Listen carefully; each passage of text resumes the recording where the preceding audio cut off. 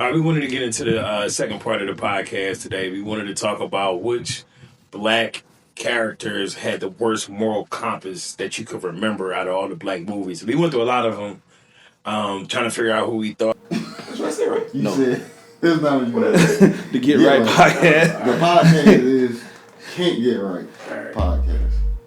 We're going to start off with Rob with this one. Who did you believe had one of the worst moral compasses out there in these black movies? Nino Brown. Love money,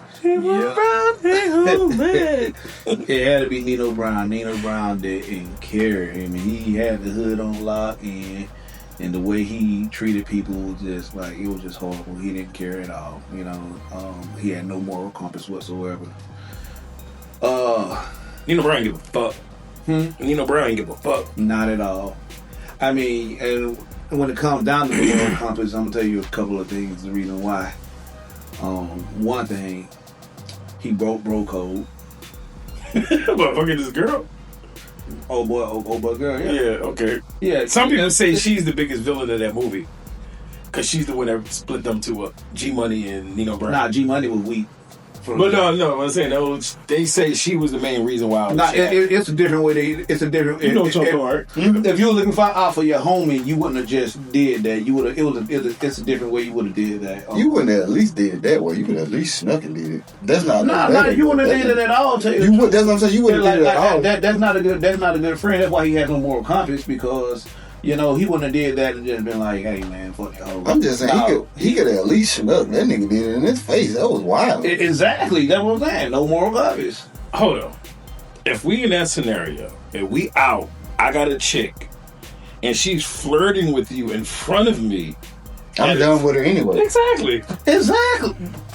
So I'm not gonna care if you hit like I hit like nigga, you do me a favor. Like I'm not gonna be like nigga die like you. This is where the problem comes with that, because Nino saw how in love with this fool was with this female. Okay, keep going. Now, knowing they had this business venture together, everything like that, you would put all that at risk over. I disagree with you. Why? Because she's flirting with this nigga in front of him, like they both was there. Yeah, exactly. But you still, at the end of the day, this is your homie. There's no way in the world. I would, but a bitch ass nigga, no. They move differently. No, what I'm saying is, right now, this podcast was the pop. And we was at a club, and the chick was flirting with me that you talked to, you would not get mad. I wouldn't. So that's what I'm saying. That's my only point. But the thing about it, he was infatuated with the girl. You know what you do to that friend? You talk shit to him. Exactly. Right. That's what you do. But did he do that? No, he just went and doggone stuck his dick in the girl. But you can't say this. And then this dude doggone goes, like, you know what I'm saying? If G Money would try to fuck Nino Brown's wife, it would have been different. That's bro code. Am I wrong? Yeah. Nah, the only reason why I say it was because you saw the infatuation this man had for this chick, everything like that. So you supposed to tell him, like, leave her alone. Exactly. That was him telling him I'm fucking her. No. In my opinion. Look, she flirting face. Okay, that's cool. Fine. Whatever. Hey, dude, you see what she doing? Get rid of her. Yeah. Yeah, we do that. Okay. We are moral, upstanding citizens. These niggas are the worst of the worst. You can't just like. No, they supposed to have some type of. No, but what I'm saying is, like, in this scenario, I'm not so worried about how you feel about somebody that don't matter to none of us. Dude, you understand what I'm saying? She mattered to G Money. That's who she mattered to. That's why the nigga was doggone mad. Okay. And he mad. You saying that no one cared about her. The one nigga that cared about her, you saw that, so it's a different way you should have handled that, because you saw he was infatuated with a hoe. I get where you're coming from. I do.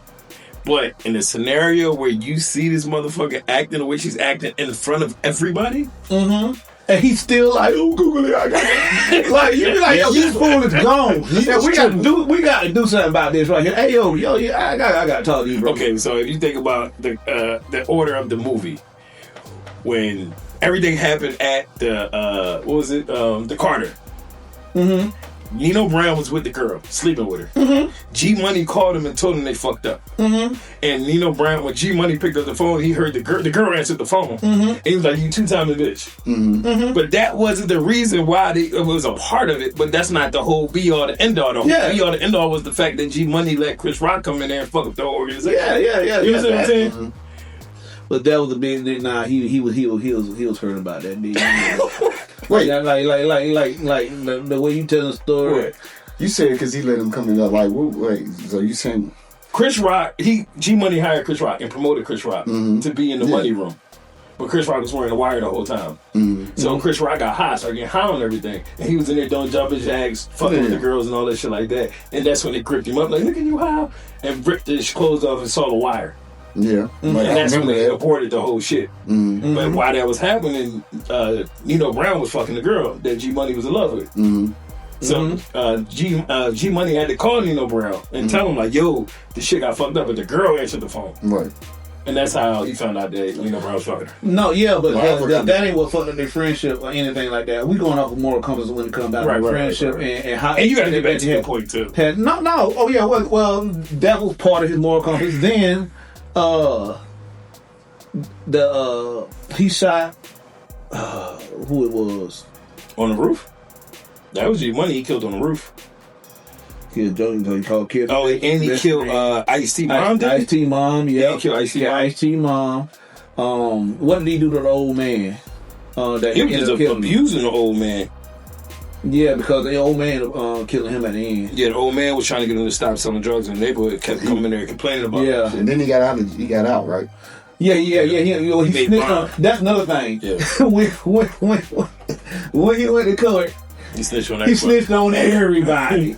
Everybody in the order get that one. I'm not going down by myself. You going. He the real operation. That's operation right there. All right, so he wasn't being quiet on nothing. He like, if I got to go, everybody got to go. Yeah. So yeah, that's why. He had no type of moral compass. He had no type of code. He lived by the code of me. Another reason why I think Nino Brown was fucked up though, because how he took over the Carter. Like all them families and everybody in there, he ain't gonna fuck about none of that shit. Like how many people he affected. Like I always say when I tell dudes to go to therapy and dudes like, I ain't doing that shit. Like, yo, it ain't just about you, it's about everybody around you. Nino Brown said give a fuck about his whole community. Like fuck everybody. It was like, nigga, we gonna get this money. Yep. Yeah. So that's why I agree with you with Nino Brown. Oh yeah. Chuck, what you got? I got a few, but since I kind of wanted this to be something, name the few you got. Well, I'm gonna go. This is the first one right here because we're gonna talk about Precious Mama. It's a few, but I kind of wanted this to be kind of like comedic. But Precious Mama was wild, so there's one. Ain't nothing funny about that shit. Yeah, nothing. Oh, she was insane. But the one I'm gonna go with Ronnie from Player Squad. Because Ronnie left old girl in there to die. Like, and I'm sure that wasn't the first person she did that with. That wasn't the first girl. Right. But have you seen the actress? Yes, recently. Yeah. She be looking good. Yes, you do. And that's what I'm saying. Like, she the only one that I would actually probably put up with because I might try to befriend you, might try to get you to come back to the right side. But yeah, Ronnie was tripping because she left old girl in there to die. Chuck said I can save her. I ain't trying to save her, but she don't want to be saved. I can kick it with you till somebody save you. That's how I look at it. I'm not gonna try to save you because she was a lost cause. But yeah, because I'm pretty sure that wasn't the first person that did that to. Right. So how she left old girl in there to die, basically. Her brother, and basically she was on her brother's side, or she was gonna take up for him regardless of what happened. She tried to do it. I think she was gonna try to do it with. Matter of fact, no, she did do it. I think she date raped Diamond when she was with the old white dudes in the jacuzzi. So yeah, Ronnie was tripping. And I think they was recruiting. That was almost trafficking, almost. It's crazy though because I know so many different strippers and so many people that I'm cool with that's in that lifestyle, and a lot of that shit is kind of normalized to some extent. fucking with people in that scenario, in that sense. Like, I got a friend of mine, I'll never mention her name, she told me the other day, if she never give lap dances, she probably be mad as hell if I say this, but I ain't gonna say her name, so I ain't gonna know what it is. She never give lap dances to people she attracted to. Because she ended up fucking them. Especially in the VIP. Like, she'd never do that shit. So it's like, that's just a part of it to some extent. You know what I mean? That's what I be wondering, like, how does that work? Because I'm sure they probably be attracted to some of the guys or whatever. Right. They actually might like them. But yeah. So Ronnie, like, she was wilding. Like I said, she was basically trafficking. They was going to leave old girl in there to die. They thought she possibly could have. And they just bounced. They didn't call the police. She just left her there. So, and she kind of got her rocks off too by manipulating and bringing people deeper into that world. Yeah. Because it was like, Diamond wasn't on that shit. Yeah, that's what I'm saying. She was basically trafficking. Like, she dead ass was trafficking because every time they met someone, because I think she met her at a shoe store. Right. Met her at a shoe store, like, you know, you got to use what you got to get what you want. Right. So she brought her in there, and like I said, they raped her basically once, then set her little cousin up. So I feel like Ronnie won, but she just happened to be one of the most attractive ones. Yeah, and then, like, not only that, though, you think about that, too. Like, it's like that culture. It's like people got to speak up. And me and Rob had this conversation all the time. When stuff like that happen, bro, you got to speak up and not just let shit ride. Because you hear so many times where people will just let it ride out of fear or out of, like, embarrassment or whatever the case may be. But, like, you being quiet is kind of condoning the next person to be happening to the next person from saying individual, you know? Yeah. Especially the way trafficking is. And the crazy thing about it is, like, you come out later, I mean, you still don't necessarily put a person out, but you would say, you always hold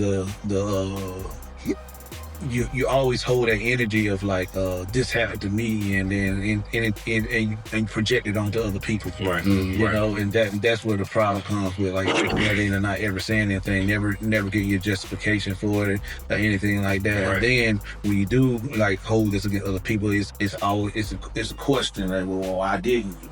Right. You know what I'm saying? Because you being so tough with me, like, why weren't you tough with the person that actually treated you in this harmful or hurtful way? In some of them scenarios, like, they be in love with some of the people that do it to them. They definitely do. And they don't want to see them go down, like, go to jail, or they don't want to have to deal with the level of embarrassment. Like, we talked about a friend of ours that got a high status job, and she didn't want to necessarily have that information out there that happened. Yeah. Because it'll kind of jeopardize the position that they're in. So, or you look up to the person that does it to you. Yeah. Or they're supposedly a mentor. So exactly. You actually think that that'll help or to guide you, but they be on some bullshit. Yeah. Yeah. Well, I read a book on that stuff. Yeah, like I read a book on that stuff. It's a way they become their friend, like getting to a place of comfortability to where, like, when it finally happens. Shit. Yeah, I forgot what name of that. What? I read. It's kind of like you kind of prepping them to be raped and molested and taken advantage. Yeah, exactly. So it's called grooming. Yeah, grooming. Yeah, it's grooming. But yeah. So by the time it happens, it's just like this is normal. It's not even normal the first time it happened. It's just like they develop that love for you to where they don't even, okay, it happened, but well, that's my good friend. That's probably like the only person that loved me. That's the way he feel at the time, So yeah, so it's Ronnie. This one of them for me, Ronnie. And you still want her? I ain't say I want her. I said I was smashed. No. Like I said, I'm not trying to save nobody like that because. Ronnie Chuck said you can come to the podcast. We don't know your real name, but you definitely been looking good lately. Yeah. Oh yeah, IG. Have you seen her? I haven't seen her lately. Nah, she been looking good. Yeah, but I mean, it's the character, so Yeah. One of mine. The real person he wants a real you. No, he won't run. No, he wants a real. No, I will run it. Oh, he won't run. Okay. One of the people on my wake up one day. Hey! Walk up next to Diddy. She did me wrong. I mean, he was trying to get Cassie for a while, so allegedly he never got her. Yeah, I didn't. Because you would have trust me, you would have heard the story that I did. Yeah, we would have heard that. I would have told the story. Chuck seeds in the freezer somewhere. Nah, that would have been, like I said, that would have been wild if I had got caught up in some shit like that. We'd never let you lay that down, especially now. Man, I'd have been on a documentary. You get them seeds sprayed on your nipples out, nigga. Baby oil was 50 in that moment. Dave, what up? They go 50. It's going 50.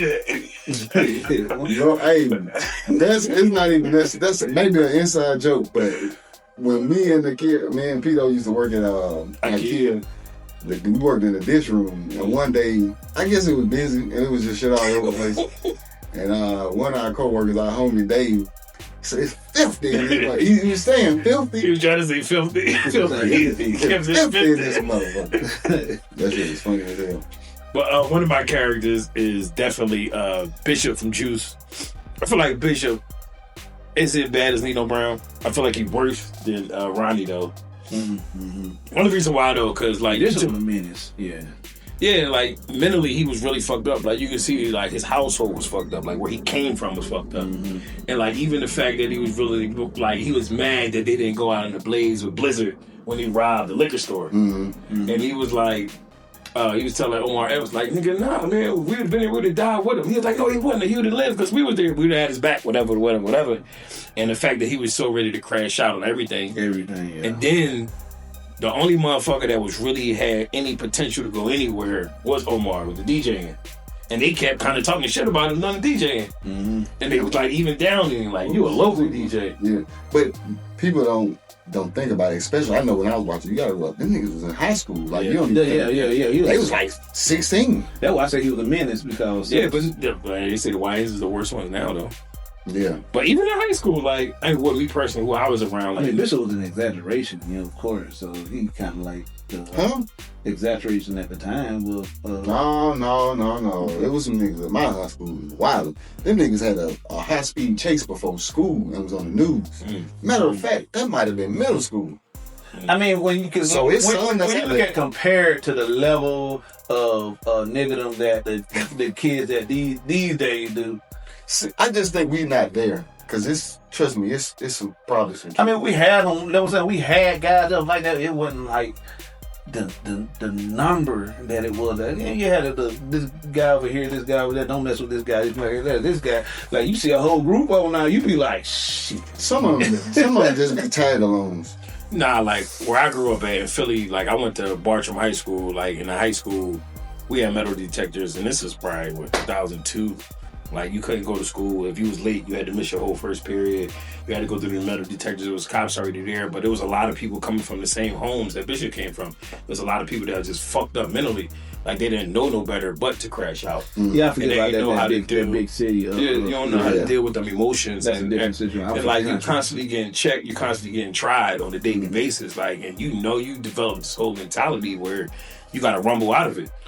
I remember the first time I metal detectors in our school. I'm just like, why they got those here? Like, ain't nobody got shit going on. You had a knife here or there. Someone had a knife today. Like, you said you was in the country, nigga. I was hunting with them now. That's what I'm saying. Like we niggas will be in my country. Like, but don't be a menace. USSSR. Yeah. But yeah, like it's definitely. I'm sure it was definitely. I know I remember some that I went to school with. Mm-hmm. So, like, even, like you said, they was in high school, but still, like, just the one person that had a way out, potentially, for all of them, they really want to try to hear that shit. Yeah, I just forgot about the big city dynamic. I wasn't thinking about that. And then, like, he wasn't worried about no girls. He wasn't worried about dating. He wasn't worried about none of that shit.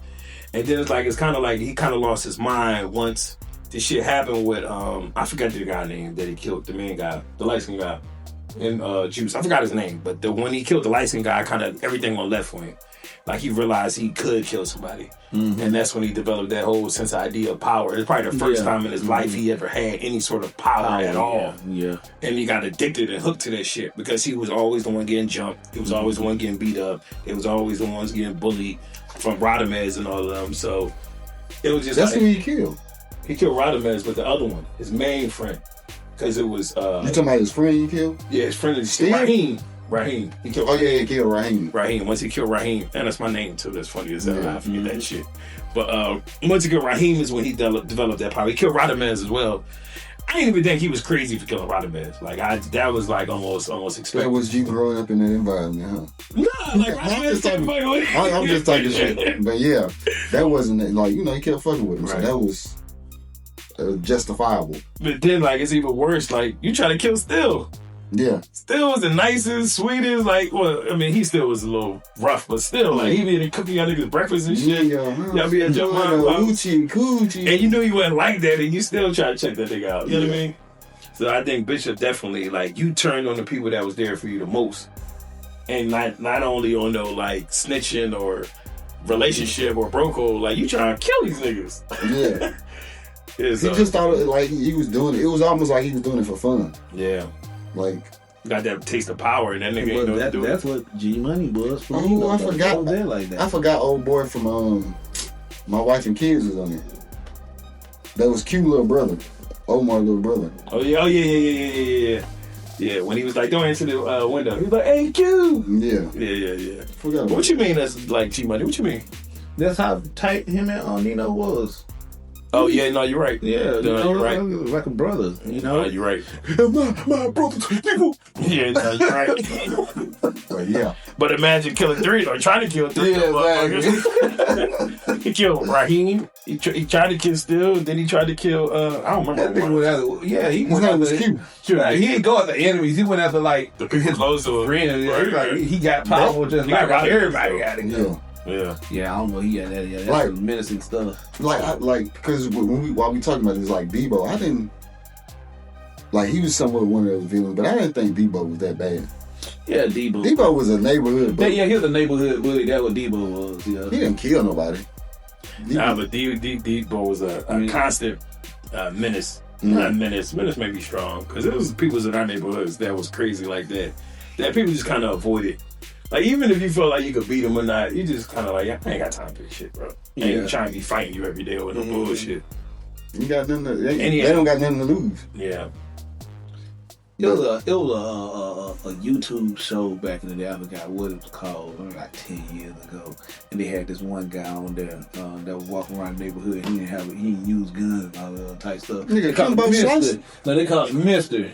No, it was like a YouTube TV show. Oh. And it was Mister, but he when the Mister came, he'd always walk around, and they see him. He's I guess just a boxer. Whatever. He was like, respect your jaw, respect.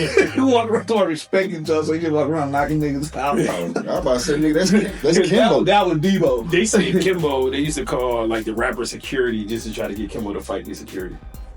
Like they was calling everybody around just to listen.